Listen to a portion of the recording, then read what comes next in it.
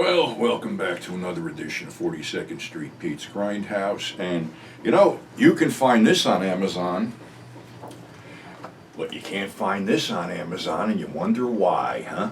You really wonder why. Well, finally, it's out. It's done. It should be up on the website. If it's not up on the website yet, you're eager.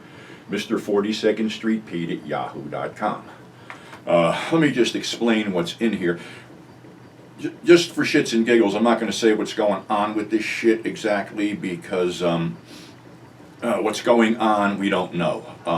I'll tell you what I have done here and what I'm trying to do. This is the third issue, all right? We have two editorials in here, one by myself and one by my editor, John Schatzer, explaining the situation.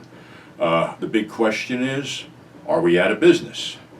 Well, not necessarily so, but it's all going to hinge on whether I can sell the limited run of 200 issues of this magazine that I have printed. And the reason I say that is there is a lot of stuff that has been sitting there, article-wise, that we wanted to make this, of course, you see the tribute, it's going to be a lot of stuff about Gary Kent in here, interview I conducted with him, some pieces he wrote himself, so that took up some of the book. Other articles are sitting on a hard drive right now. Do we have enough to make a fourth issue? Yes, we do. Is it going to happen? Well, like I said, it depends. I don't want to deprive my writers of the exposure they deserve because they work hard on this stuff. And just to show you where I'm not going to do a flip through. I just ain't got the fucking energy right now because I've been dealing with this all day. Articles we got: The Wild Angels, the B-movie that changed Hollywood by Edwin Lee Canfield. That's our lead. That's the first article coming in here. Let's see now. I gotta slide through it. We also have two studies on two great character actors who appeared in Grindhouse films: Elijah Cook Jr. and Ernest Borgnine. This one I wrote, A Night at the Harem, the creepiest, fucking sleaziest little porn grinder on 42nd Street in the four movies that I viewed in that wonderful environment. Jungle Jitters, the most vile cult films from Italy, by myself. Again, I might be treading over some familiar ground here, but the thing is, this was written for someone else and inadvertently wound up in here, but it covers the whole concept of the cannibal genre from Cannibal Island up until Make Them Die Slowly and Cannibal Holocaust and stuff. Let's see now. That was a lengthy little sucker too. Let's see now. Then we have The Dusk to Dawn Readathon by Rocky Calavito. We have Blood on Satan's Claw by Bill Kornschmidt. We have Exploitation Czar Jerry Gross by myself. We have the Spaghetti Western Kill Them All and Come Back Alone, again, me. The Savage Seven, A Look Back in Retrospect and Respect by Gary Kent.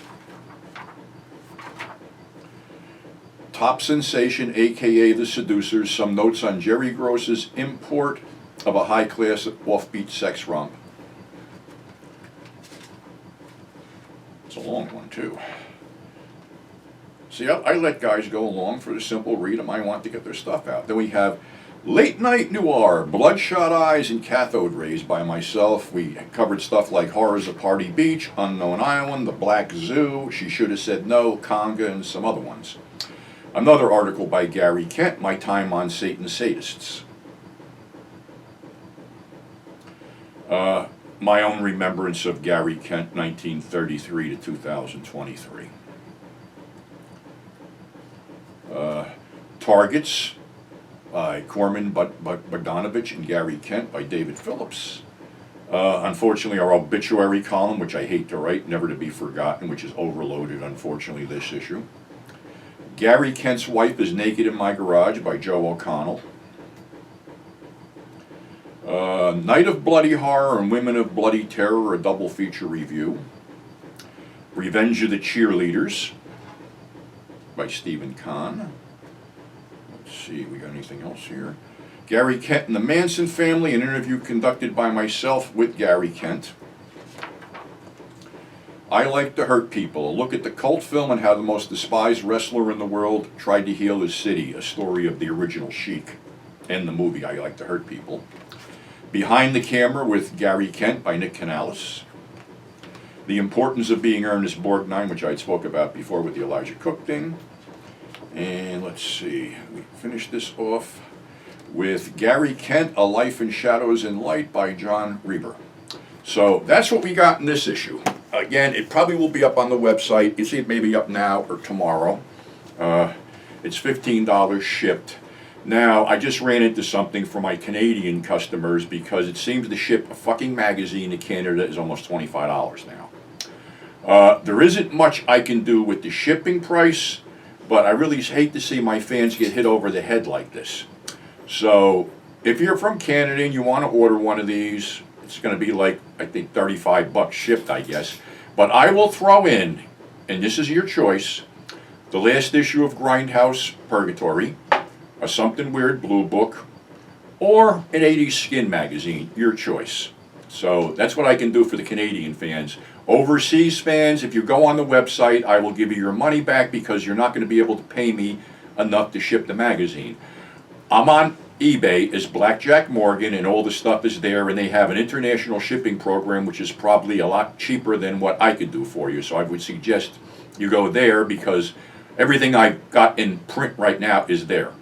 So that's what we're trying to do. As for number 4, like I said, we'll see how this one goes. I don't want to disappoint fans. I don't want to underexpose my writers, but we went through hell getting this issue out. This was supposed to be out in November, and just shit kept happening and happening and happening.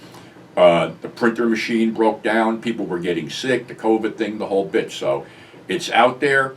There's also, if you like the cover, go on Teespring. I put the cover on a T-shirt too. So. That's my unceremonious plug for today.